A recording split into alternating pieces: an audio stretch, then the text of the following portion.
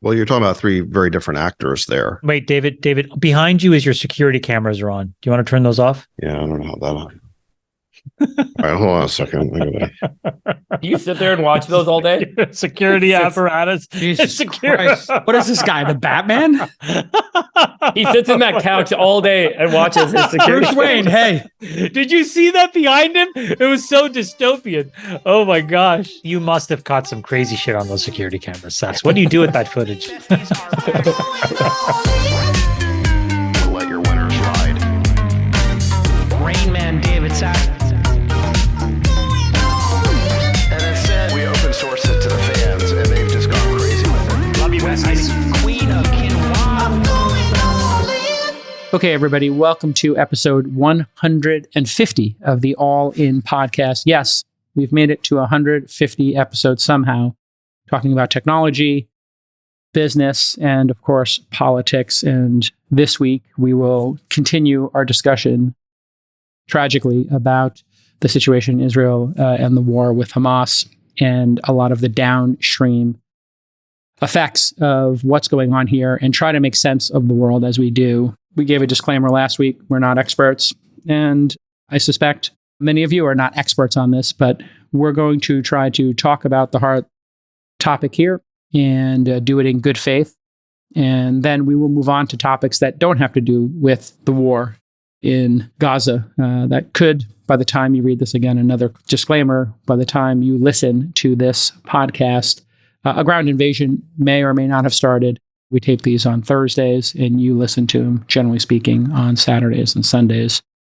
With me again this week, Chamath Palihapitiya, David Sachs, and of course, David Friedberg. And gentlemen, I'm just going around the horn here quick before I tee up the first topic. How's everybody feeling about the events in the 10 days since 10/7 and the terrorist attack that occurred in Israel? I skipped last week. I was too emotional to do the show, just so folks know. It was difficult to see what I saw on the internet and the reporting. I think I was really moved because I thought a lot about how lucky we are, and I thought about my children and seeing what I saw and being a parent. It's really different. I remember 9/11. It was really shocking. I was really upset from 9/11 as well. But when I saw the events last week, it immediately projected onto my kids and the care I try and take for my kids, and thinking about the experience of other people in this situation. I was also, I'll be honest, really moved and saddened because of the bombing of children in Gaza. And I was really saddened that there were innocent children suffering there as well. And the whole thing just felt so horrific to me. I don't think about the justification or the morality of one side over another. I was just more moved because I felt really sad about the experience of a lot of families and a lot of children caught in the middle, caught in this environment. So I was pretty hurt last week. I was in a really bad state and I couldn't do the show. I think, time has allowed me to kind of become a bit rational about things and try and understand where things are headed. And it's a really complicated, confusing situation. And it's really sad. I worry a lot about where things are headed, not just in the Middle East, but also domestically coming out of this conflict.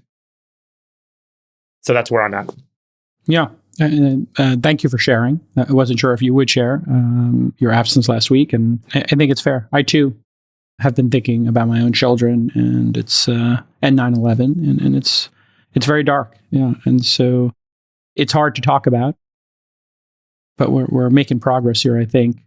And today we'll talk about a lot of the issues. Chamath or Sachs, any opening thoughts before we get started delving into what's actually happening, and then more importantly, I think, where this is heading and what the possible outcome or resolution could be if there is a resolution here?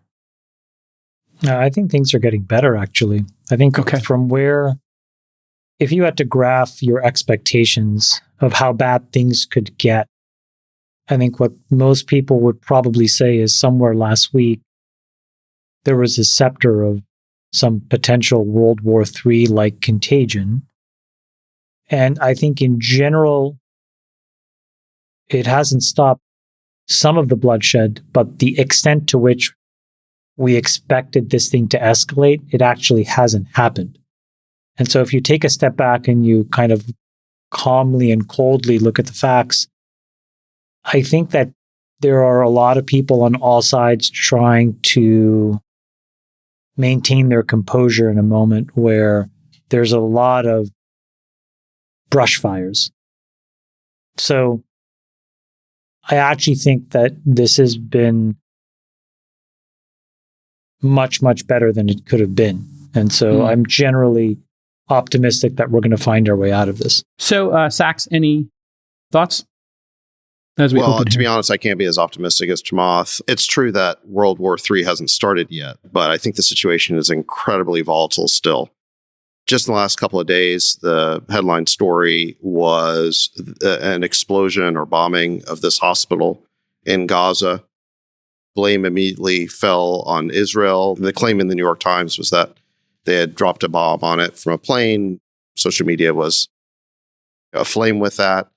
I think in the last day or so, the perspective seems to be changing. There's video now showing that it wasn't the hospital, but rather the parking lot next to the hospital that took the brunt of the damage. I think that it's far from clear that Israel did it. A lot of people are blaming Islamic Jihad. In any event, it's very unclear. So I'm going to continue to do what I've done, which is suspend judgment until there can be some sort of proper investigation of what happened and we find out exactly who's really responsible. But it does seem that over the last day or so, there's been now a backing off of the idea that Israel was definitely responsible for this. Nonetheless, you saw immediately in the wake of that story coming out that there were protests and riots all over the Middle East. The Arab street was absolutely ignited.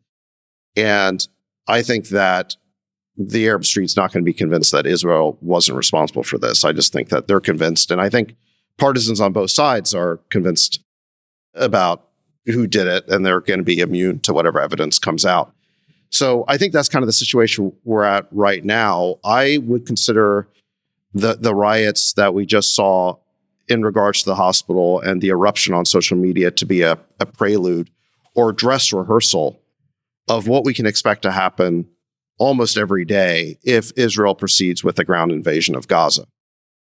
Now, they haven't done that yet, and that's why the situation seems tenuous but stable. But we're still waiting to find out if Israel's going to go into Gaza. And if they do, I think all bets are off in terms of where this is going. This was my biggest concern last week. I think the thing I was most anxious about was that the imagery that would come out of Gaza with the action from Israel would be the fodder for escalation worldwide. That there's this perception already with 500 million people, maybe 2 billion people, maybe more, that there's an oppressor and there's an oppressed, and the oppressed is suffering under the oppressor, and that there would be the creation of fodder to support that narrative. And I think that the hospital bombing, the kind of point I made to someone who reached out to me 2 days ago or yesterday about it, was I don't know if it matters that we get the corrections from all these people that may have said something that turns out to not be true.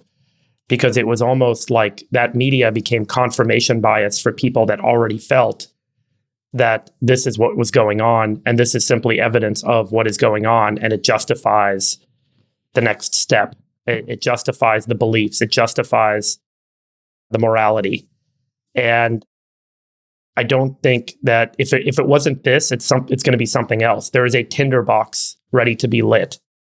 And that tinderbox is just looking for a match. And whether it's this match or the next match, there's going to be a match. And the tinderbox will be lit.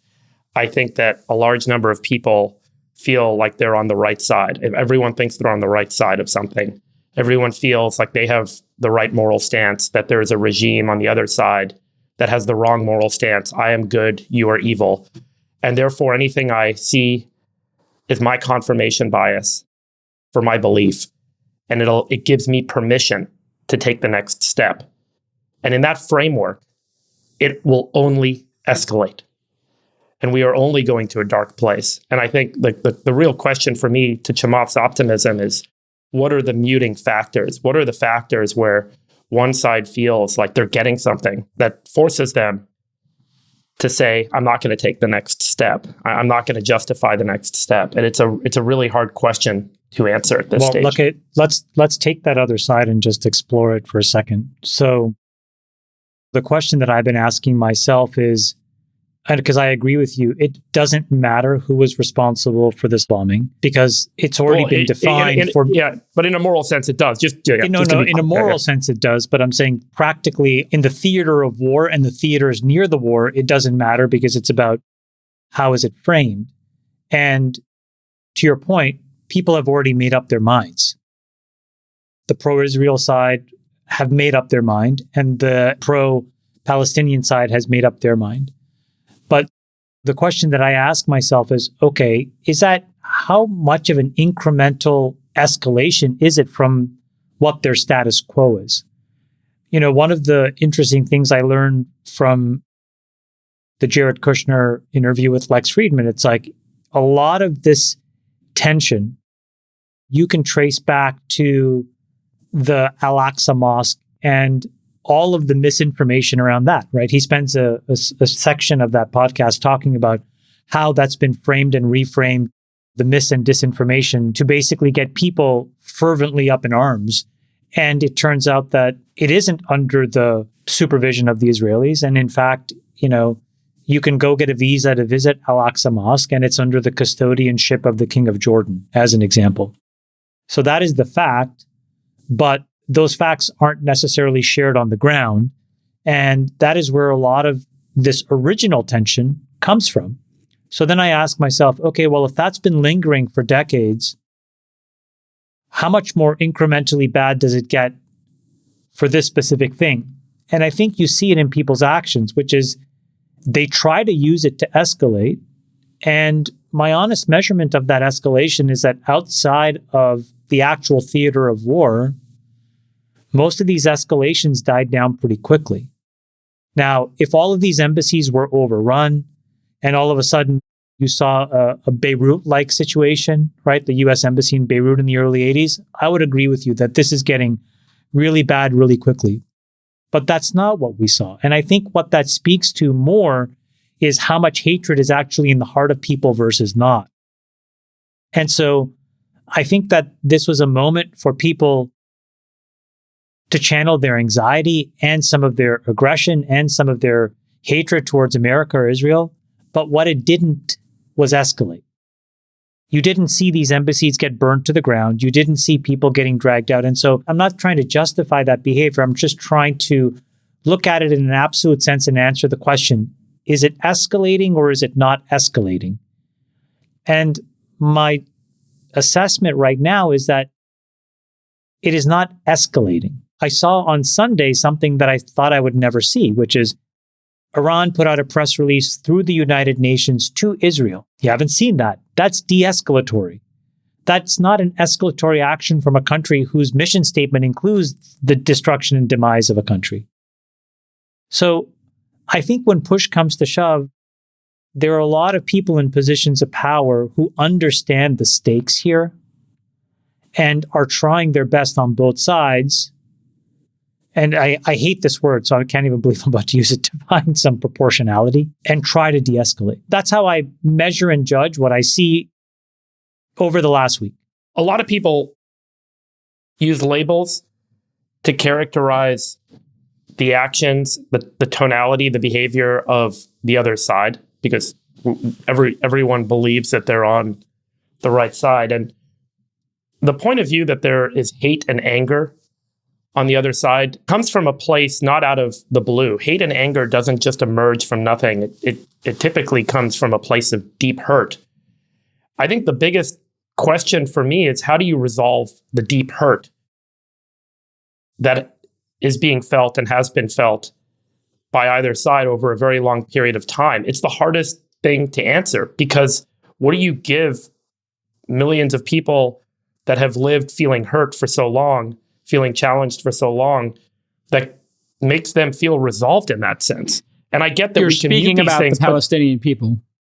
I'm speaking about the Israeli people too. Okay. And I'm speaking about the fact that, like, these actions don't come out of the blue. They don't come out of a place of like greed, maliciousness. Let's go to an example in our own lives. Let's just say that we have a friend, or we had a girlfriend at some point, where there's a deep betrayal, okay? And then there's just an unrelenting anger. To your point, before you can talk about the hurt, you have to de-escalate the anger. So there has to be an active process of de-escalation before you can actually resolve this stuff. I thought Israel was quite clear last week. We are going into Gaza on Sunday. But then they didn't. That seemed de-escalatory. Again, I'll just say it again. Iran puts out a press release to Israel through the UN. That seemed de-escalatory. There was a moment where Jordan, the Palestinian Authority, and Biden were supposed to meet. They ended up not meeting in Amman. But that seemed de-escalatory. Tony refused to leave the IDF until he got some assurances about humanitarian aid into Gaza. That seems de-escalatory. Biden spending time and then reiterating those assurances from Netanyahu. Again, all of this stuff seems like both sides are in the middle of all of this chaos, not trying to light the tinderbox. And it doesn't mean that they're on a path to resolution, but I just think that they understand the stakes. Sachs, when we look at the hospital situation specifically and the fog of war, you had the New York Times getting attacked for maybe taking Hamas's word for it, then flipping, and then now there is conspiracy theory. The United States is, carrying water for Israel, and then the fog of war. Oh my goodness, maybe the hospital wasn't even hit. It was in the parking lot, and so it didn't even get hit. So when we look at all of that, and then Chamath says, "Hey, but wait, things haven't escalated." I happen to be here in Dubai right now on a business trip, and I'll explain some of the feedback I've gotten from people who are Palestinian ethnically, or Jordanian and of Palestinian descent, I should say, and we'll get into that in a second. The ground war hasn't happened, and this seems to be one of the, as Chamath is pointing out, it's fascinating that it hasn't, because it was supposed to have happened already. Do you have any thoughts on why it hasn't happened? One of the conspiracy theories, and I hate to go down these roads, because in the fog of war, I think people try to fill a vacuum. And then, of course, as you were pointing out, Chamath and Freeberg, people then use it as evidence for their side. The people here in Dubai, a number of people have pointed out this ground war is not going to happen, that it's saber rattling, but Israel is going to back down and get the hostages back. And this has been told to me by many people. I don't know if that's wishful thinking or some kind of conspiracy theory, but what do you take from the ground war not happening? And then if you want to go back and touch on the fog of war issue here with things flipping back and forth, and what is actual reality, and just broadly speaking, escalating or de-escalating things. Look, I think that there's a few possible reasons why Israel hasn't gone in yet. Number one is they may perceive it to be a very difficult military operation. They're almost certainly walking into a trap. There's going to be ambushes everywhere, snipers, IEDs. Hamas has an elaborate tunnel network. They can disappear down that tunnel network when the fighting gets too hot. They can booby trap the access points. They've got anti-tank weapons. They can take out armored vehicles. It's going to be a very difficult fight for the Israelis. And so they may be taking a pause here just to assess that situation and maybe get organized for it, or maybe think better of it. So they may be either stopping to organize or getting cold feet. I think second, they have to think through the consequences of going in there. Hezbollah has basically threatened to open up a northern front and invade Israel if Israel goes into Gaza. You also saw, as we saw with the reaction to the hospital bombing, that they have to be concerned about the Arab Street erupting. And again, if they go into Gaza, this could ignite the whole Arab world. It seems to me that if you're Israel, you don't want to become the focal point for all of this anger in the Arab or larger Muslim world. There are important differences in that world. There's differences between Sunnis and Shiite. There's differences between Arabs and Persians and Turks. And the last thing you want is to paper over all those differences by having everybody's anger targeted at you. So I think there's very big consequences that could follow geopolitically. I think, again, the war would almost certainly not just be a single front war against Gaza. It could turn into a multi-front war. So that's, I think, the second reason. I think the third reason is you have to believe that there's furious diplomacy going on behind the scenes. And I think this is what Chamath is referring to. What we don't know, obviously, are the content of those conversations. We don't know what the Biden administration has told the Netanyahu government. We don't know if they've said to them, listen, we are not going to get involved in this. Publicly, they've said that we stand with Israel, but you just have to wonder what they're privately telling the Israelis. All of that being said, I think that Israel has declared that it's at war with Hamas. There are these stories that are coming out daily of these atrocities that were perpetrated by Hamas. I saw one by paramedics who discovered the bodies and described the way they were tortured. The population of Israel demands retribution. And so Netanyahu is under intense domestic political pressure to deliver on that. So I think that Chamath is right that things haven't escalated yet, but I wouldn't say they've de-escalated. Blinken did demand and Biden did announce those relieving of some of the humanitarian issues in Gaza. But to my knowledge, they have not been implemented yet. They turned the water back on, I believe. Yeah. Okay, so I think this thing is still a powder keg and it could erupt. And again, it all comes back to this key question of does Israel go into Gaza or not? If they don't, then I think that creates room for some sort of international diplomatic effort to get the hostages back and maybe de-escalate the situation. And I guess we'll find out over the next week or so. And that you didn't even mention that there could be some deep diplomacy here going on in terms of releasing the hostages. And maybe somehow they believe if they go in too early, the chances of getting those hostages out alive could be seriously diminished. Yeah. You know, it's strange to me that I just don't hear that much about the hostages. It seems like the Israeli population, just in terms of what they're publicly saying, seems to have almost written off the hostages. There was some video of the families of the hostages being upset that they don't feel like the government response is adequately taking the interests of their families into account, that they just seem hell-bent on this invasion of Gaza. But, you know, we don't know what's happening behind the scenes. And again, that would be the way to de-escalate this, is you get an international effort to release the hostages in exchange for, maybe it can't be stated, but a quid pro quo where Israel does not go into Gaza on the ground. And maybe the bombing stops. Yeah. Okay. So maybe we can pivot discussion here to... I will say, just let me make one other point here. Delving into the internal politics of another country is not something that we typically like to do or that Americans are particularly good at. But when a situation like this happens that could drag us into a war, we do have to kind of understand the internal dynamics of these countries. Israel is a country that for the last several years has been very internally divided. There's been something like 5 elections in the last 4 years. Netanyahu got reelected in December of 2022 by creating a new coalition with far-right elements of the Israeli political system.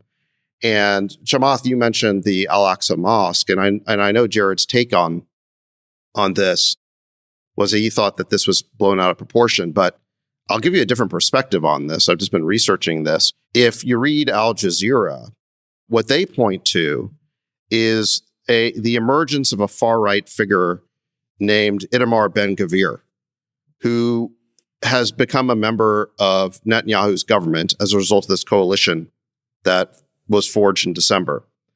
And Ben-Gvir has been, he was a fringe, sort of anti-Palestinian, far-right provocateur.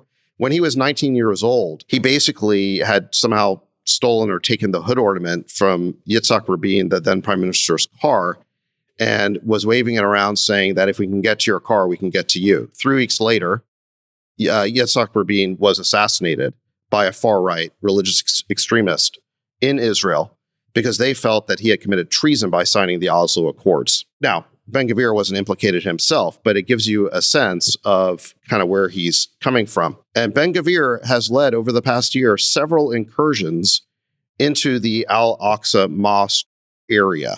And the reason he said he's done this is to show that the Al-Aqsa Mosque and the Dome of the Rock, the Haram al-Sharif, which is the third holiest site in Islam after Mecca and Medina, he says that that is under the sovereignty of Israel, that belongs to Israel.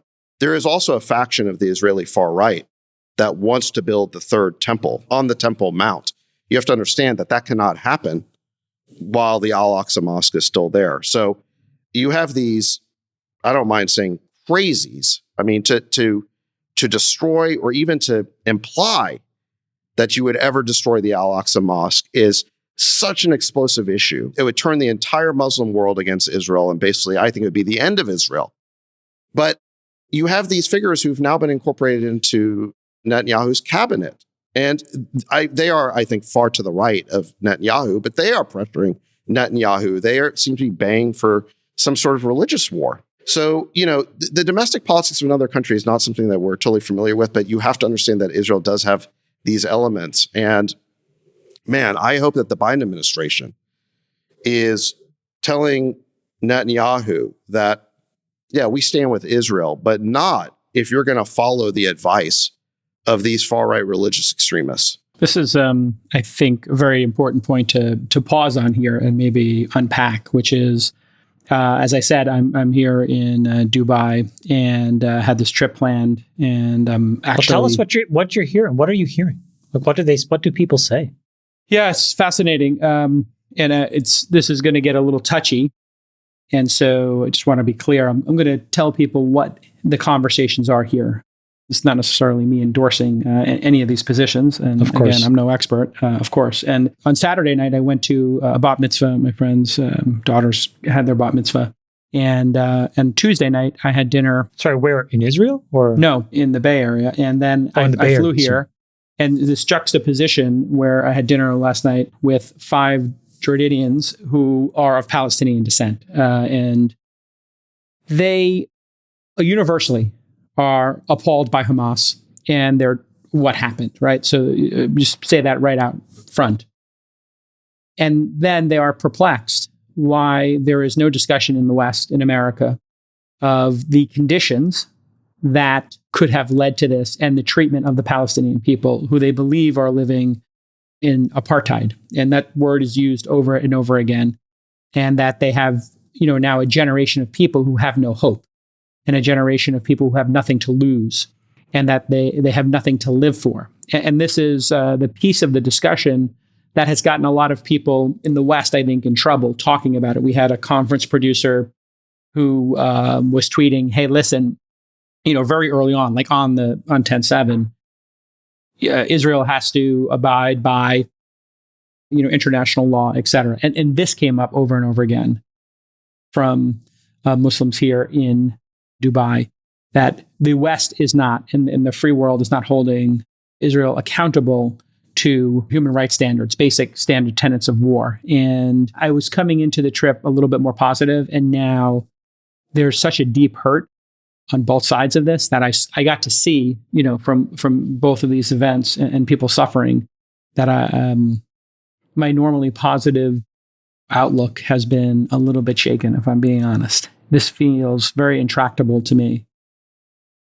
And to even go near the topic of what has Israel contributed to this situation and the treatment of the Palestinian people, that's what the people in the region want to hear us talk about, or just hear the world talk about. Any reaction to some of the protests that happened in Europe and the people that took to the streets? What was their perspective on that? I think their perspective is a very small percentage of Americans care about the Palestinian people. And, if you look at the surveys that have gone on, and I have some of the survey data that's been done, and I'm not sure Americans' views on this are the most important views for us to be focused on, but a very small percentage of people are aligned with the Palestinian people as opposed to with the state of Israel. So, well, I mean, the biggest challenge in finding a path towards, I don't want to just be so generic and say the word peace. No, I think that's the word, yeah. But towards some form of understanding and settlement with each other is that there's a framing right now that you have to pick a side. You're not allowed to be pro-Israel and also be sympathetic and empathetic to the plight of the children in Gaza. You're not allowed to say, I'm looking out for the Palestinians, but I believe Israel should have a state. You're not allowed to point out the fact that there are multiple Muslim majority countries and there's only one Jewish state, while also saying that what the Israelis have done may also not be right. You're not allowed to take a nuanced point of view, and you're not allowed to address the variance in behavior over time with each of these different sides and how there is a massive, complicated mess here that it has to be pick your side. You're pro-Israeli, we need to wipe out X, Y, or Z. Or you're anti-Israeli, and as a result, you're anti-Semite. And the fact that we conflate all of these things together and force people to jump on a side is what is also escalating, that we can't actually have conversations around these topics, that it all ends up being pick a side, and then let's figure out how many people and what resources are on one side and what people and what resources are on the other. And I think that this notion that we have almost a cancel culture behavior that's now leached into this discourse, that if you try and talk about the plight of Palestinians, you cannot also be pro-Israel, is what's keeping us from making progress in finding a path to resolution. And I think that's the biggest issue right now. And we leverage you're not a loyalist, you're not moral, you're not a good person, you're evil if you don't stand on our side. And both sides act that way. And that's the hardest thing to change. I think the only way to find a path is to change that first. And I think starting with empathy is the only way, but man, that's impossible right now. Fucking impossible. Yeah, it's hard. Sorry. I'm sorry. I'm just super wow. I'm super emotional about this because I just don't like So there are, broadly speaking, two factions that we're seeing out in the streets, either denouncing Israel or supporting the Palestinians. I think there is a group of people who genuinely hate Jews or hate Israel and do not believe in Israel's right to exist and are preaching things like decolonization, which is a recipe for genocide.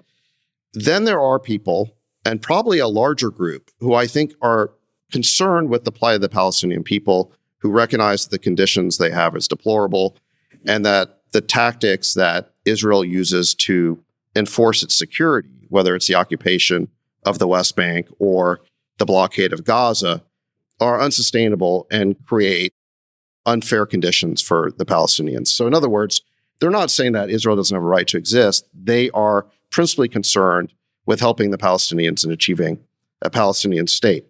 It seems to me of paramount importance that Israel separate these two groups by understanding the concern, and I would apply this to American leadership as well, by understanding the concerns of the latter and hopefully getting us on a path to resolving them. Totally. So as to isolate the haters. Totally. Because otherwise, this whole thing is headed towards a gigantic disaster where, and I think it's a disaster for Israel most of all, is that Israel could be destroyed. But I think the whole world is being asked to pick a side too. And that's where this escalates into a much bigger, broader conflict. It's that and the every position, country, and even within the U.S., we're being asked to pick a side. And now we're seeing civil unrest in the U.S. The frustration as well amongst people who are Muslim or who are Palestinian descent or Jordanian or just in the region generally is that Hamas set this process back decades. And there's like a great frustration that maybe some progress was being made and that we could come to some normalcy in a two-state solution, and that Hamas did this exactly because so much progress has been made recently. I think that is the best theory about why this happened now, is that there was a process of normalization happening between Israel and a number of these Arab states. And we talked about it last week, that Jared Kushner set this in motion.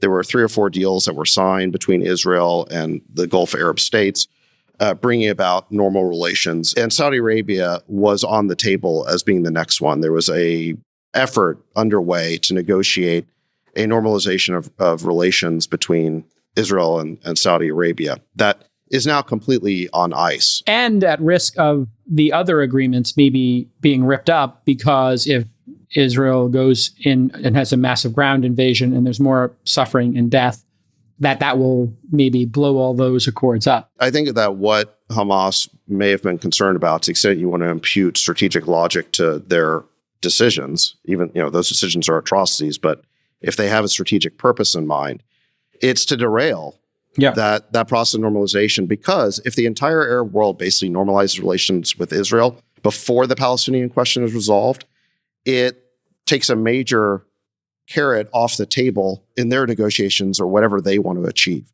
So I think that to thwart that process was a big part of the goal here.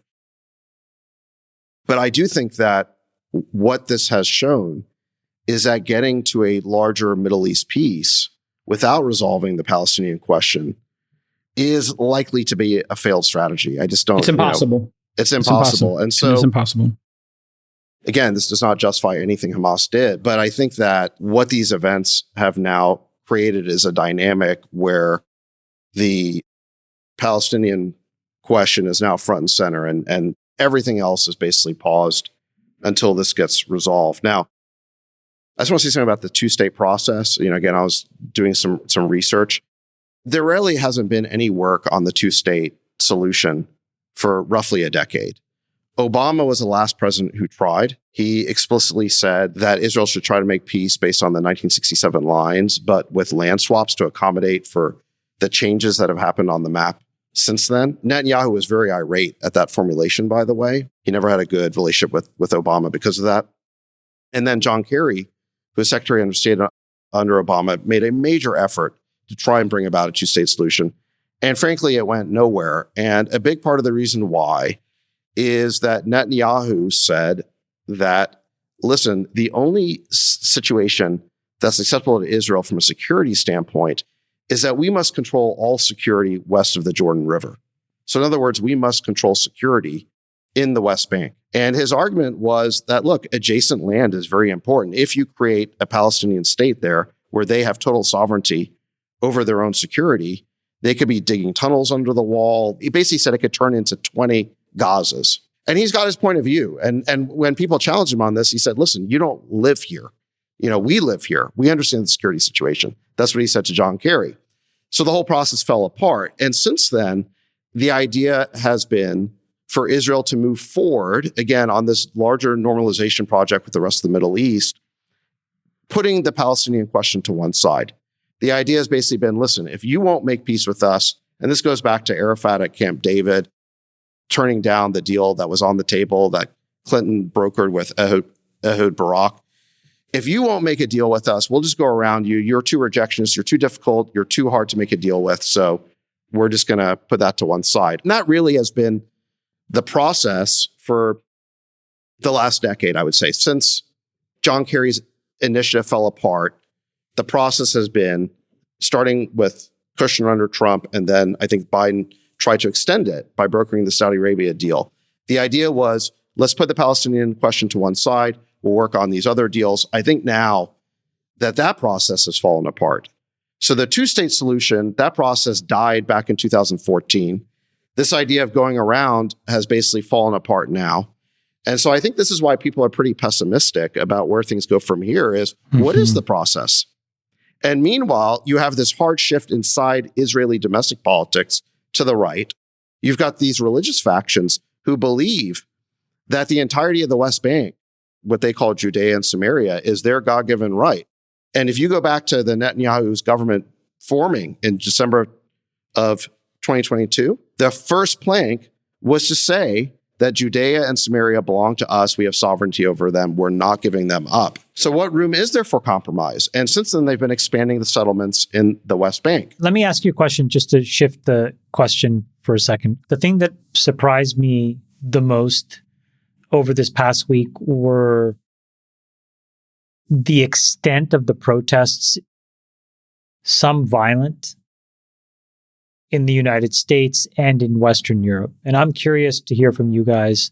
Was that overwhelmingly about pro-Palestine and making sure that there wasn't a human rights atrocity in Gaza? Or was that a emergence of like a simmering anti-Semitism that we hadn't seen? Well, both. That's kind of my point, is there's type 1 and type 2. Yeah. Type 1 is the true it's hatred. It's the denial of the Israeli right to exist. However, there is a type 2, which is legitimate concern over the condition of the Palestinians and the desire to resolve that by creating a Palestinian state. And until you separate those two things, you're never going to make progress. Your type 2 can breed a type 1 is the real scary reality. The simmering anti-Semitism.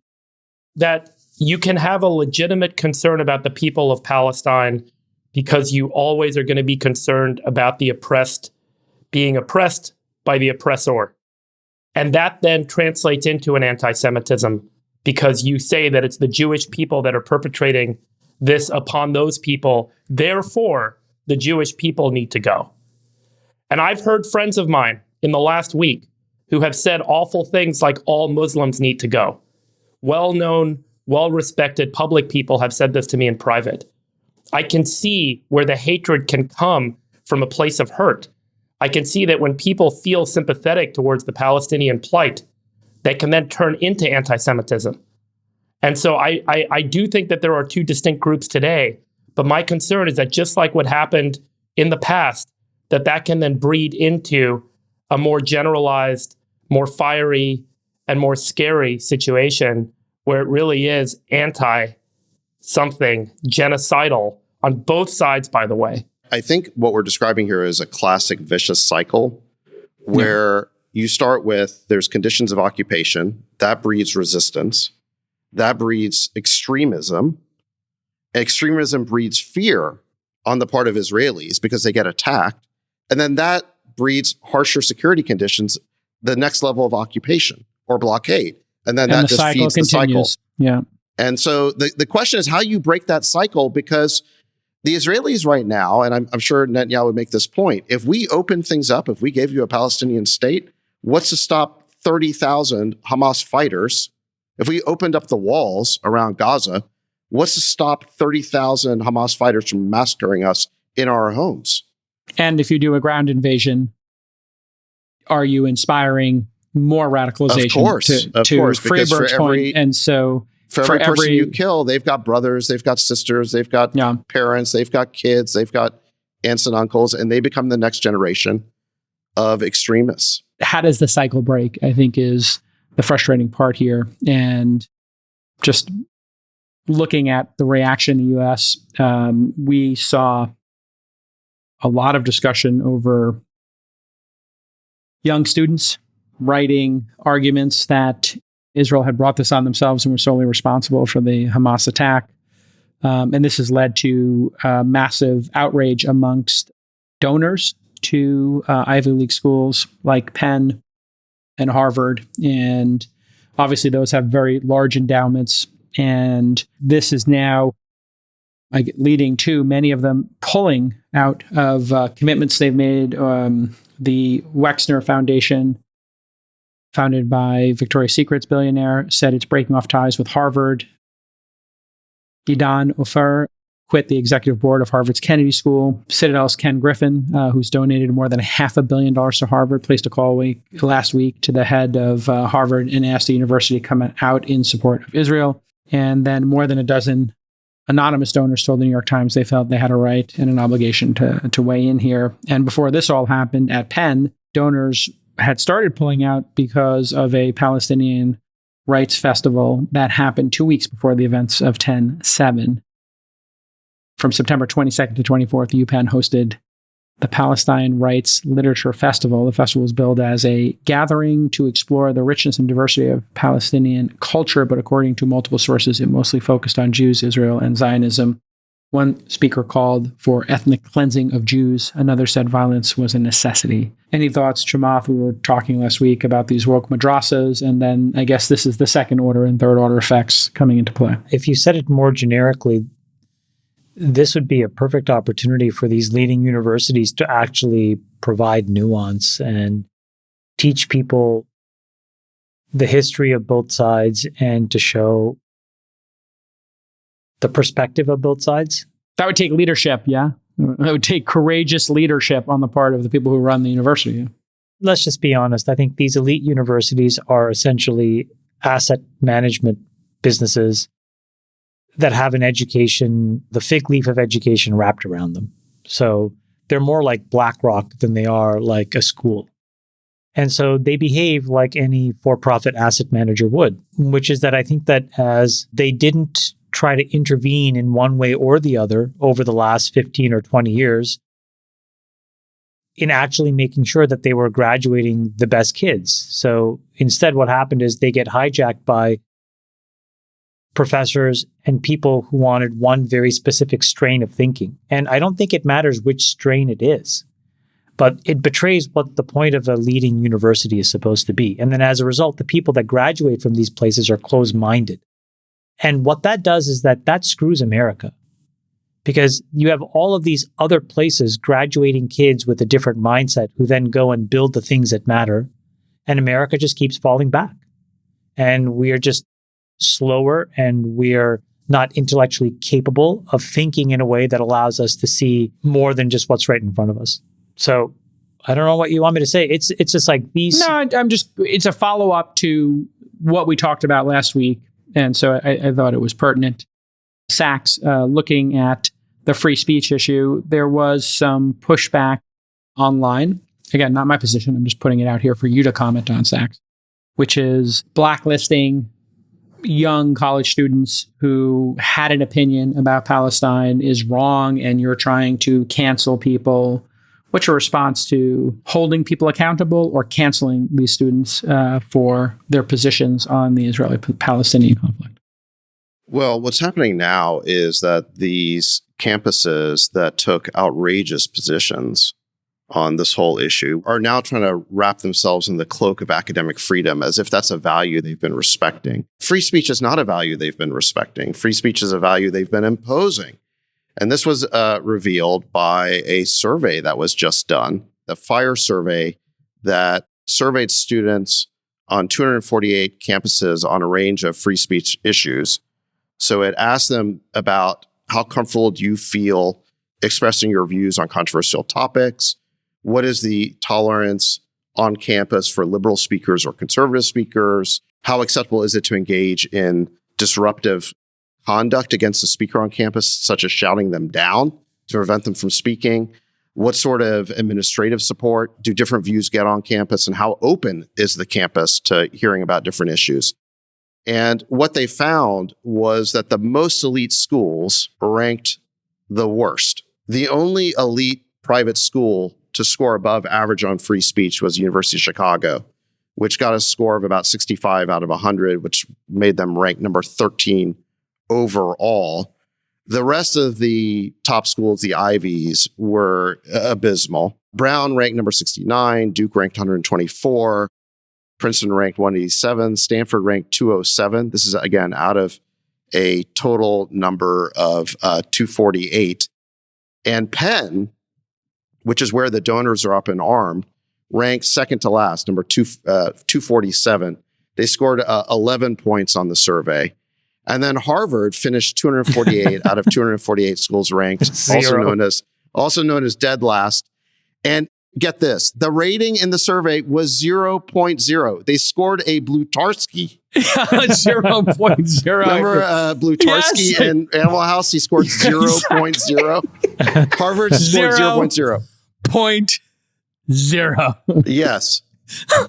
So look, I think it would be one thing if these schools said to the alumni, we agree with you that some of these speakers were over the top, but this is what academic freedom is all about. But they have no standing to say anything like that because they have been suppressing views on campus. There's no consistency. They've been allowing speakers to be shouted down. They have been stifling the presentation of alternative views. So this is clearly these types of speakers, these types of views that I think absolutely cross the line from, again, what we talked about, which is type 2 support for legitimate support for a Palestinian state into hatred of Israel and Jews and denying the right to exist. It absolutely crossed over in many of these cases. There's a outrageous talk given by, I think, a Cornell professor who was outright praising this massacre. God, that was disturbing. So look, it is he was excited not the about case. It. Yeah, yes, he was excited about by it. Yeah. So look, I think that these alumni have a point in saying that these elite campuses, have been clearly putting your thumb on the scale in favor of certain views. You've been suppressing certain views. So this must be a view that you either share or endorse or permit, given that the rest of your speech regime is so restrictive and oppressive.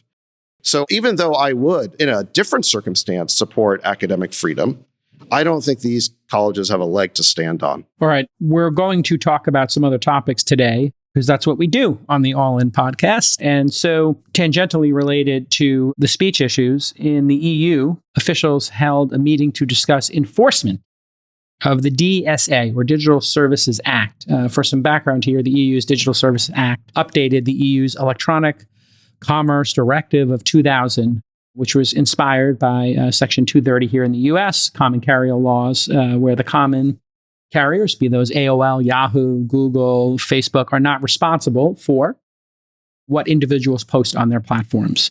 And so that protection's been critically important, not making social media sites or WordPress into editors or having them have to censor content on their platform. So the DSA officially went into effect in August of this year. The main goal was to, quote unquote, foster safer online environments. The DSA aims to do that via tighter rules around disinformation, illegal content, and transparent advertising. Those last two, not controversial. That first one, disinformation, is obviously the one that's going to be pretty challenging. The DSA has been called a new constitution of the internet in an effort to shape the future of the online world. Some things the DSA covers: it forces VLOPs, a new term, very large online platforms, disclose how their algorithms work. They must give users the right to opt out of recommendation systems and profiling. They must share key data with researchers and authorities. They must cooperate with crisis response requirements, and they must perform external and internal audits. They want to force transparency on how content moderation decisions are made. That seems logical. They want to force transparency on the ways advertising is targeted. That also seems reasonable. And then they want ways to flag illegal content. Obviously, obligations around protecting minors. I don't think anybody will debate those. But it forces them to cooperate with specialized trusted flaggers to identify and remove this illegal content. I don't know who those people would be. Freeberg, you had some thoughts. My thoughts are that the era of the open internet as a decentralized technology platform for the benefit of individuals and not to be overseen and run by governments is over. The Digital Services Act, I think, is one of the most overreaching threats to any sort of open, transparent, democratic opportunity on the internet. The idea of the open internet, the idea of creating a network of computers that could share information and make services available to individuals around the world freely, uncensored, and in an easy-to-access way, was the reason that the internet has transformed society, improved productivity, and provided extraordinary benefits. The Digital Services Act is an example of a government seeing that a decentralized technology, the internet itself is meant to be a decentralized technology. There's no central servers. They are all part of a network of computers that anyone on the network can access anything else on the network. Blockchain, obviously, is the more modern kind of exciting, decentralized technology concept that is meant to avoid the scrutiny, the oversight, and the control by central governments or central authorities of any sort. And the language in the Digital Services Act, I think, got squeezed through in a way that most of the people that I'm guessing passed this Digital Services Act don't fully comprehend the implications of some of the decisions that they're making. It can be easily framed as, this is good for people. You cannot sell illegal content online. You cannot sell illegal goods and services. We're trying to safeguard young people. But the protection of minors means that you can no longer do personalized web experiences for anyone under 18, which means you need to know the age of everyone. And now your web experience, if you're a kid, is not going to be personalized. The overreach gets even worse when they say we can now go in and run evaluations of the algorithms and allow open access to your data to third-party researchers to get into your systems and look at how you guys are running the services that you're offering on the internet. So not only are you no longer allowed to have an open internet where people can provide whatever services they want to provide, but if you're on the internet, you now have to make your service and the inside part of your service available for scrutiny by governments. And so you have... And researchers. Who are these researchers? It sounds like a Stasi type thing. The way it's written, it gives this commission as the primary regulator effectively a lot of leeway in deciding who, what, where, and how they can go into companies, go into individual servers, individual computers. I could run an individual company on my computer at home, and it gives this government the legal right in the EU to go into my computer and pull information out of my computer and scrutinize it and make decisions about what I'm doing and whether or not I'm compliant with whatever the Commission's enforcement standards are of that day. I mean, this is about as 1984 as you can get, and it's a real serious threat. I don't think people are recognizing the second and third order effects of what this is going to do over time to internet services, to the quality of experience we get on the internet, and to the role that government is now going to play in policing, scrutinizing, and providing restricted access to content and services for each individual that wants to use the internet. But it's important to say, if you're a European, it'll just make Europe even more of a place you go to vacation and never to live. Yeah. Right? I mean, we're not talking about America, right? We're talking about Europe. This is all the changes that are going to happen inside of Google, which is going to affect more than just the EU users because of the requests and the demands of the EU. And so, the services that you are going to get around the world are going to be affected by this EU compliance regime, and it's going to be dynamic. It's a commission, basically a bunch of individuals that get to decide who, what, where, and how. That's going to create a really scary situation where a bunch of people who are going to have their own motivations, their own political leanings, their own objectives, they're going to be able to leverage their particular role in applying their particular biases to internet services. We saw Canada do something similar, and Facebook's reaction Google pulled out, yeah. And Facebook's reaction was, we're not going to syndicate links. So I don't know. I would go back to another argument you make a lot, which I agree with, which is the free market will act rationally here. And if Google deprecates a bunch of features and or completely pulls out of Europe, that'll be the death knell for these kinds of decisions, because then other governments and other people will see the cost of trying to get this kind of control. I think the bigger issue in a moment like this is Europe has such a checkered past on these things, which is that they somehow try to find this moral high ground. And there is just this overreach and this quasi-central planning that just never works. And so if this is another example of it, I would encourage all for-profit companies to make the practical decision. Oh, can you imagine Google's decision-making here? They've got thousands of employees in Europe. They make billions of dollars in revenue in the market. It's such a difficult situation to be in. Not if what you're saying is true. Not if what you're saying is this is the threat of the internet. I think it'll be very easy for Larry and Sergey to say, cut it, move on. No, Europe is too big a market for Google or any other major tech company to exit. There's just no way. What they're going to do is comply. There won't be a market. Well, hold on a second. What this new DSA rule does is apply penalties to social networks for not censoring what they call illegal speech, which is whatever speech they say it is. So Freeberg's right. There's going to be some sort of committee in Brussels that basically sends out takedown requests now to all these social networks. Yeah, it's the DSA Commission. Yeah, the DSA Commission. So yeah. Europe, again, is just too big an area not to serve. And then what could happen is that because it's easier for companies just to have one approach where they can, there is a risk that these same policies get applied in the US. That is what happened with privacy. Remember, Europe went first with GDPR, and then a lot of those regulations came to America. Now, the First Amendment may stand in the way here, but there is some risk that tech companies of their own accord decide that it's cheaper and easier to comply with the European regime everywhere than trying to parse their service in different markets. I'm just saying that's a risk. But look, let me frame it in a different way, in an economic argument. Okay, so Europe is about 25 cents of every dollar of revenue that Google generates, okay? So if you think about that, that's, call it $60 odd billion a year, plus or minus, okay? So the question is, at what point is the cost of trying to get 60 billion so great that you say it's not worth the 60 billion?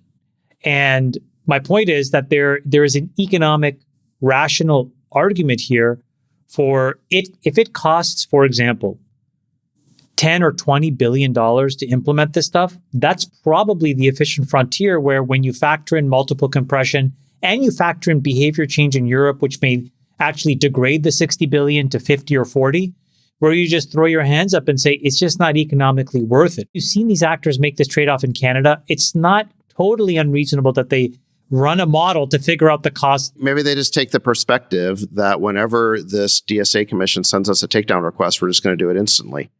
Why wouldn't that just become the norm? In fact, I'm pretty sure that's what they'll do. The management at most of these companies, really at all of them, except for Elon, they don't really care. They have the same political biases. Yeah, they don't care about free speech, founders. really.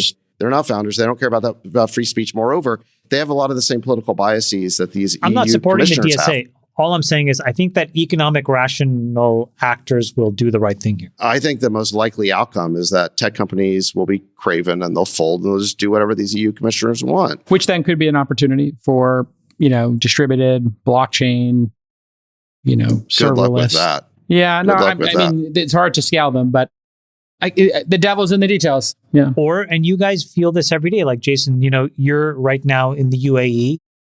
You can communicate in certain ways through WhatsApp. You can't communicate in other ways through iMessage. There are just rules of usability on products, and they exist all around the world. If you go to India, there's certain apps that are blocked and certain apps that are not. And so maybe that's just what happens, where there is just a gradient of user experiences around the world for people, and we all deal with it. Yeah. And we don't know exactly how heavy-handed they're going to be here. This is by definition heavy-handed. I don't agree with it, but hold on. We don't know what... This is the problem with how they've done this. This is all being done in a star chamber. We don't have any insight into what kind of content they want to take down. If it's obviously abusive content, fine. But if it's, COVID information or misinformation, obviously there's going to be a problem that we saw here in the United States. Just so people know, can I respond to that? Yeah, in 1 second. Okay, look, and just you're giving them way too much credit, J. Cal. I'm not giving them any credit. I do not want to see this happen. I'm not giving them any credit. I'm just saying we'll see how heavy-handed they'll be. You're assuming they're going to be super heavy-handed. We'll see. And we'll see what their own citizens respond. I think the fact that a room full of commissioners in the EU can send takedown requests to social media companies is by definition heavy-handed. Let me back up. What the Twitter files showed, is that we had 80 FBI agents being the conduit for takedown requests to Twitter and presumably other social networks. Well, no, but that was all on the DL. On the DL, exactly. Yes, that was not law. And yes, moreover, when they did that in their takedown requests, they would always point to, well, this tweet violates your terms of service. Okay. What the EU is doing is different. They're actually defining the terms of service. They're saying that your terms of service need to do X, Y, and Z. They're doing it explicitly. This is not on the DL. They're not doing it explicitly. They're not your saying moderation policy needs to be what we say it is. And when we tell you to take something down, you're going to do it. They haven't defined what that is. That's, I think, the issue is where is the actual definition of what's going to happen here? And that's why it's hard for us to have a discussion about this, is because we don't know what they're talking about with this content. It's so problematic. Whatever they say in the future is disinformation, needs to be taken down. That's the framework. The fine is going to be up to 6% of global revenue for companies that do not comply. So the EU has also figured out that speeding tickets don't work, and they're looking to give pretty heavy penalties. So we'll see. This is a moving target here, and we don't have complete information, but yeah, it's not good. It's not a moving target. We do have complete information. This is a censorship regime, Jason. We just don't know what their term for illegal or problematic content is here. And again, DSA, I don't want to be pitted as your adversary here. I am not in favor of this. So we're clear. But I don't think there should be a star chamber where people get to pick what goes up and what goes down there. I think the private companies can do a good enough job there, and there should be freedom of speech. And yeah, you're going to see some things you don't like. Yeah, grow up. Change the channel if you don't like it. It basically, as they say, sets a horizontal rule covering all services and all types of illegal content. And disinformation. Illegal content could be fine, right, Freeberg? Like illegal content, doxing somebody, child pornography. Illegal content, I think we would all be okay with. It's the disinformation part, right? I'm not trying to be okay or not okay. I'm just saying that, like, you're basically saying that whatever the rules are that they come up with that may be different than somewhere else on the internet, they get to then regulate other businesses on the internet. I think the internet should be open. Well, and there are laws. I don't want to have a commission approve what I write in my blog post. I don't want the commission telling me that what I put on Twitter or put on my website is up to them to decide whether or not it's okay to put up because they think it's illegal because it has what they deem to be misinformation. Right, well, exactly. There are already laws that exist. So disinformation, illegal content, two different things. But those laws provide some authority to a commissioner. I mean, that's the problem, right? It's right. The problem is in the vagueness of this. The law says that social media companies have to take down illegal content, but it doesn't say what illegal content is. It delegates the power to define it to this group of Eurocrats led by Thierry Breton, and they're meeting this week to hammer it out. So, look, in practice, illegal content is going to be whatever they say it is. That is explicit censorship. Okay. Let's move on to our final topic. Second largest hype cycle of 2023, perhaps GLP-1s. Chamath, you brought this up in our group chat, so maybe you could tee it up. Well, I was just interested in understanding everything that's been happening around GLPs, mostly because it just seems like people think it's a panacea.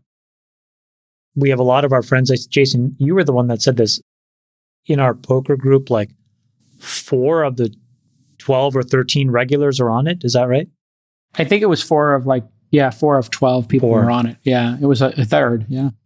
And then I got this really interesting chart, Nick. You may want to put this up. It basically showed how the GLP-1 market was tracking very similar to the AI market in terms of the hype, which is if you separated companies as a basket of people who were positively affected by GLP-1s like Lilly and Novo Nordisk, and you had a basket of companies that were disrupted by GLP-1s, those would be like Dexcom or DaVita or folks like that. It eerily mimics the same hype cycle around AI, which is there's those businesses that seem to be feeding the hype train around AI, and then all of these companies that theoretically will be disrupted. And it just brought up to me that there's this incredible market movement here where I think people think that these GLP-1s are a solution to everything. And I thought it was just an important thing to discuss because scientifically,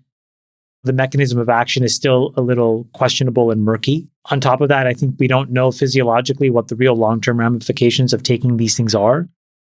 There's still a lot of mixed evidence around the total amount of weight loss you can lose, the percentage of muscle versus fat that you lose. And so, I just thought it was important for us to talk about it and see what people thought. This would be a basket spread trade. Here are the companies that win. Here are the companies that loses. And look at that gap between the two. And it's exactly mimics people who would benefit from AI and people who would lose from AI. Yeah, the GLP-1 hype. The summary is the GLP-1 hype cycle is as overextended as the AI hype cycle. So we should probably separate the wheat from the chaff and start by understanding what GLP-1s are, because I'm sure there's a lot of people in our listening community who are on this stuff. They should really probably understand. If that's where you think we should go next, we should then throw it to the Sultan of Science himself. David Freeberg explained to us while we prepare our Uranus jokes, GLP-1s.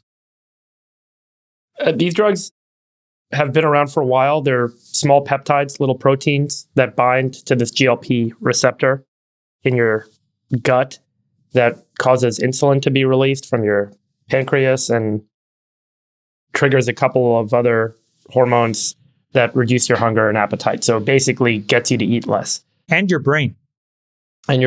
And it's effectively a way to make you feel not hungry. And you can then run a calorie deficit. And when you run a calorie deficit, your body starts starving and starts burning other parts of your body besides the glucose it can get out of the stomach where you would otherwise have food.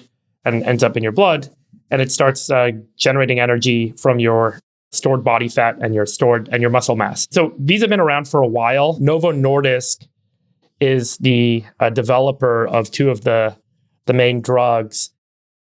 And here's a chart of Novo Nordisk's stock price. You can see that in the last 5 years, their stock has 5x'd. They've basically gone from, call it a $60 billion company to a $350 billion company in 5 years. Largely on the back of the promise of this drug. So these drugs have been around for a while, and there's actually one that's been on the market for a long time, but it only causes 5% body mass loss, so 5% weight loss. So people are like, oh, it's not that great. It didn't really get widely adopted. Then this new class, they added a little side chain. They added another little molecule to the peptide, and as a result, it didn't get degraded as fast, and it was far more bioactive in the body and caused a much greater benefit. And so suddenly people on these drugs started to see massive weight loss, massive improvement in diabetes, and metabolic health all moves together. So as you burn body fat, as you have less glucose in your blood, your metabolic condition improves. The problem is when you're starving normally, if you were to just stop eating, you would typically see that your body starts burning, first of all, the glucose, and then it burns off the glycogen in your muscles, which is the next energy store. Once that's gone, your body starts burning fat. And as it's burning more fat, it also says, hey, I need to get these other molecules, which I'm not getting just from the fat. I need muscle. And your body actually starts burning muscle. And that's how your brain gets energy that it needs when you're starving, is actually primarily from the degradation of muscle tissue. So normally, if you're just starving yourself, you'll see a ratio of weight loss where it's about 20% coming from lean muscle mass. In some of the studies that have been done on these GLP-1 agonists, we're seeing up to 40% of the weight loss coming from lean muscle mass being burnt off. So, Jason, I don't know if you've done a DEXA scan, because I think you've said publicly that you've tried it, right? I mean, you should check out what your lean muscle mass is versus your fat composition in your body. I don't know if you have it from before, but I have. And this has been one of the concerns. Obviously, if you're not working out and you're not, doing what you need to eat protein and build muscle, you're going to be burning through a lot of that muscle mass. And so that's problem number one that's arisen that people are concerned about. The other one that's really, I don't know if it's concerning or not, but when people go off these drugs, they gain the weight back in a very quick way. And there's two reasons for this. One is if you haven't actually changed your behavior, you haven't changed your exercise patterns, and you suddenly have the appetite suppressing drug taken out of your system, you start eating more food again. And when you've been in a state of starvation, your metabolism, your baseline metabolism goes down. So instead of burning on average 2,000 calories a day, your body's only burning at 1,200 calories a day. So suddenly, if you go back to eating 2,000 calories a day, because you no longer have the appetite suppressor, you're going to reinflate. And so your metabolism goes down, the appetite suppressant goes away, and you gain all the weight back if you haven't changed your behavior otherwise. And so I don't know if you guys saw this clip I sent out of Arnold Schwarzenegger talking with Howard Stern, but he was talking about how, like, I can't do a Howard accent. J-Cal, you could probably do it really well, but Here's one thing. What do you think of the Ozempic? But how the Ozempic is, Americans used to be very interested in working hard, and I don't know why that's so bad, but you get up at 5 a.m. and you work hard, and you do it, and you make yourself strong. Right. That's what it's about. You don't need to do a little baby girl Ozempic and you decide, oh, look, I'm going to eat less food. Thank you, everybody. Wait, did you listen to the clip? Is that what he said? That's what he said. That's exactly what he said. That's exactly what he said. You don't exactly what he said. Man. I don't make of this Ozempic. What do you mean? This was epic. Hard work. Hard that's work. why I say in my book, work your ass off. And because there's no shortcut. What built this country? How do you think I got to Mars? Is it people that were wimping out? That says, I want to America's feel good, I want to be great. comfortable. No, these were ballsy women and men that went out there at 5 a.m. and got up and they struggled and they fought and they worked their butts off. That's what made this country great. Yeah, he actually said that in response to, I think, Howard Stern's questions about Ozempic. Yeah, like, but don't that take is a the problem. shortcut. Like we're basically creating a new multi-billion-dollar pharmaceutical drug system that people are going to have to stay on in order to stay healthy. Do we know what the long-term effects of taking semaglutide are and can be and will be? Do we really know? These drugs have been around for quite a long time. So, there are various side effects, but in terms of like, are we debilitating our health over the long run? It seems to be a reasonably safe drug, and it seems to be a drug that folks are kind of recognizing as being well worth the cost and whatever the risks may be. Well, what are the implications for the benefits? If you lose 40%? Well, it's about 16% of your weight loss you typically lose, right? I think they'll say up to 20%. If you lose weight, you'll usually see up to 20% of lean muscle mass of the weight you lost coming from lean muscle mass loss. And 80% or 85%, as you say, Chamath, coming from body fat loss. But with the Ozempic drugs, they're seeing as high as 40% coming from lean muscle mass, which is obviously concerning. I just made an adjustment. Everybody knows I lost like 40 pounds or so, or if you talk to me for more than 5 minutes, I have.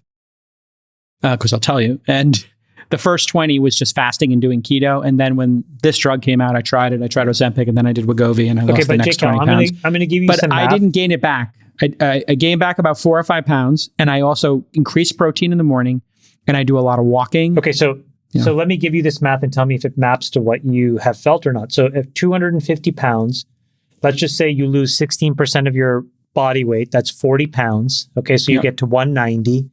To 210. And of that, you lose 16 pounds of muscle. Is that what you saw, or did you see something less than that? No, much less muscle, because I use weights and I do a lot of walking and I eat a ton of protein. Right. So you're doing the exercise. You're doing the exercise. I'm not doing hardcore exercise. But you have to do exercise. And you have to do exercise. And the challenge, JCal, is that the vast majority of people that go on the drugs, by the way, I'm not saying the drugs shouldn't be adopted. I think that there's extraordinary health benefit to the majority of people that are on these drugs. But the downside is that if you're not exercising, you are going to lose muscle mass. And then obviously there is the fact that you're now hooked on this thing if you're not going to figure out ways to change behavior. I cycled off of it 2 or 3 times and had very minor weight gain back, 3, 4, 5 pounds. But I deliberately changed my relationship with food, portion size, and I work out now. And what I found was as I lost weight, my interest and the joy I got out of working out dramatically increased. So running, walking, skiing, everything got easier, and I just got more into it. So I like working out again now that I'm 42 pounds off my peak weight. So I think it's an amazing wonder drug. But Chamath, did you have a summary point on this, like a take on this? Like, you think that these things are overhyped right now and we're just in the middle of a hype cycle, or what's your key takeaway? My key takeaway is that for many people, from a health perspective, I think that it could be a really great solution. I think that these triple agonists that are coming out are going to be probably even more effective than these double agonists that we have right now. Yeah. Is that Mounjaro is the triple? Mounjaro is the triple agonist, yeah. People who take Mounjaro told me it is unbelievable how not hungry you are. Yeah, and it's super fast too. Super fast. I just want to see, like, for example, when you get older in your 60s and 70s, one of the biggest risks you take on and in your 80s is actually like, musculoskeletal and falls and things like that. And one of the best preventative measures for that is muscle mass. And so you get into this weird catch-22 of you replace one issue with another. So longitudinally, if you use it for a long time, I'm concerned about that. I do think that these GLP-1s, when we look back on it, will probably be like statins. And in as much as when statins first came on the market, it was a wonder drug, right? And, we were all teetering towards, heart disease and heart attacks and all of this stuff. And then once people got on these statins, I think there was a very meaningful impact to the percentage of people that suffered heart disease and cardiac issues. But heart disease still continues to grow. And you would say to yourself, well, how is this possible? Because statins are effectively free. They're generic. They're widely available. And today, right now, because of the lack of supply, the emergency FDA order around these semaglutides allows you to make generics right now. Right. So the cost of those are not really $1,000 a month, but can be as cheap as a few hundred. So you're getting this widespread adoption and usage. I think the open question for me is, if human history is a guide, we're going to replace this issue with a different kind of issue. Because unfortunately, maybe people take it and then they physiologically adapt and then they just continue to eat the same or more because they think, wow, this is a get out of jail free card for me. And maybe they overpower that satiety that GLP-1 is supposed to give you. I don't know. I find it from a sort of public societal health perspective really interesting. From an economic market perspective, I think that these things are priced to perfection. It's kind of like NVIDIA, which is like, right. People Everything's are got to go assuming right. everything, people are assuming everything is going to work. It's a tough point in the cycle to be a buyer, I think, as an economic actor. But as if you were person in making a society, trade, that seems like a hard trade to make. And just to give even some more color to it, Novo Nordisk announced that it was halting its Ozempic kidney disease trial early. Well, Nick, show this because other chart it was that I so put up. conclusive. Yeah, I mean, if you look and at that sparked a $3.6 billion sell-off in shares of dialysis providers. I mean, remember, over 40% of Americans are clinically obese. It's almost 60% now. It's an extraordinary health epidemic in the United States. And, if this drug can have this sort of an effect, it can reduce costs across the healthcare system. So, there is still Chamath's point, I don't know the right number, but this affects cardiovascular disease, diabetes, kidney disease, liver disease, Parkinson's, but does an average 16% weight loss reduction actually get people from obesity to unobesity, or are they still obese? The obesity trials seem to. I mean, remember, you have to get FDA approval for a particular. Yeah, so this is what Jason was mentioning. So this is a basket that Morgan Stanley created, which was essentially starting at the beginning of the year when the hype was really starting to get out of control. Morgan Stanley created a basket of the GLP-1 winners and a basket of the GLP-1 potentially disrupted healthcare stocks, so you could trade them off against each other. And this just shows how it's performed, which is just a blockbuster trade in the last 10 months. So if you went long the GLP-1 winners and short these potentially disrupted, I've never seen a spread trade pay off like this in such a short period of time. 80% a year in less than unbelievable. Does the nature of creating... But Chamath, would you take the other side of this trade right now? Or how do you... I would. And the reason, and the reason is because of two practical factors. One is that when a market gets this exaggerated, what you're pricing in is essentially like a panacea solution and those tend to not really be realistic. And again, I would point to statins as a good example of that. And so there's a part of it which is just like these trades are so overextended that you can probably be pretty safe on the other side. And then the second part is that I don't think we really understand yet the other half of the coin, which is, for every one of us that's generally positively inclined around GLP-1s, who isn't getting enough attention right now are the doctors who've spending a lot of time researching this stuff, who may actually have a perspective on the other side. Probably the most prominent one, like Bob Lustig. So you have to give that a little bit of time for it to play out, because nobody wants to hear the bear case on GLP-1s as a drug that people take. So I would just say that it's probably, again, when you see an economic trade like this, it's probably okay to be on the other side of it. And then just from a public health perspective, take a wait and see. But for a lot of people who are clinically obese, it doesn't seem like the math is such that if you're at a BMI of 30, reducing your weight 16%, I think gets you to like a 26. It doesn't get you under I think it's meaningful. No, I'm not saying it's not meaningful. I'm saying you're still obese.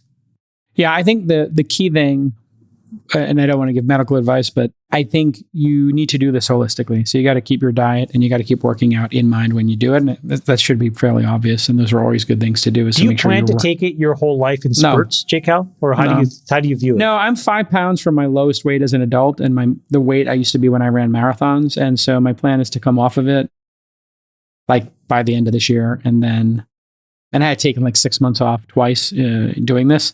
So I did it like in little intentional sprints. Sprints, yeah, just to get where I want it to be. And this last 5 pound sprint. Do you have a sense of if your behavior changes when you're on and you're off? Like, do you find... I do feel more hungry, but then I remember how bad I felt when I was overweight. And then I just weigh myself every day. And if I see myself get above a certain number, I consider that like a red alert. And I just, either start fasting, working out, or just eating super healthy. So it's just the discipline of weighing myself every day that I've gotten into. And just understanding, hey, if I make 2 or 3 bad decisions, You're not going to make 2 or 3 bad decisions when you're on these drugs, in my experience, because you feel so bloated and so painful when you overeat that you don't want to do it. So it's really like it hurts. You feel distended. And, there are reports, and it did happen to me twice over 2 or 3 years of doing this, that if you take it and you eat too much, you could get sick and actually vomit. So some people just don't have the stomach for it. I think a lot of people just tap out. It makes their stomachs feel too distended or gnarly. And that's why the dosage actually really matters. They have dosages that are like a very wide range, maybe 10x. And so the dosage, getting that right, working with your doctor is key. But yeah, I'm excited to get off of it because I want to really start sincerely weightlifting. So I'm getting a personal trainer to do like weightlifting twice a week and get really into that next, because you can't do hardcore intense working out with this because you're, just lower calorie. But I think it's a miracle drug, and I'm excited about it. The one question I had for you on the spread trade before we end, Chamath, does the nature of making those indexes and giving people the ability to put the trade on exacerbate the trade? Because then I saw everybody was tweeting about this, over the last week. Does the nature of an index being made impact the action of the stocks? Morgan Stanley is particularly good at these basket creations, and they tend to make it for their biggest hedge fund clients and their richest families. So it tends to be pretty isolated. They give an edge to a few folks. So these things are not broadly published. And so I doubt it in the end. But so they come up with this idea. How many names are in each index? It all just depends. And they're very smart about, being able to create these on the fly based on what themes they're seeing. And then, like I said, they share them with their best hedge fund clients and their biggest families. They don't trade, they don't share them with us. I got it, Jason, when I told you, like at the end of all of that, at the end of that graph is after everybody put the trade on and got the win, then they're let's get Chamath. But so they didn't actually share it with me in January. I wish they did. All right, listen, we got to wrap up. Great show, boys. And we're praying for peace and the return of the hostages. For the Sultan of Science, the dictator, and the Rain Man, David Sachs. I am the world's greatest moderator. We'll see you at episode 151. Enjoy the 150 fan meetups this weekend, anybody who's going to them. Love you, boys. Bye-bye. Love you, besties. Bye. We'll let your winners ride. Rain Man David Sachs. And instead, we open source it to the fans, and they've just gone crazy with it. Love you, Bestie. Queen of quinoa.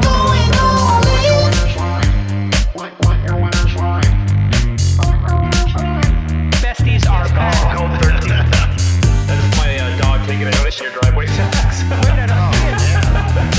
Oh, man. My haberdasher will meet me at Clinton. We should all just get a room and just have one big huge orgy because they're all just useless. It's like this sexual tension that they just need to release somehow.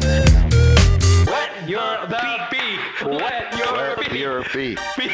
What? We need to get merch. Besties are back. I'm going all in.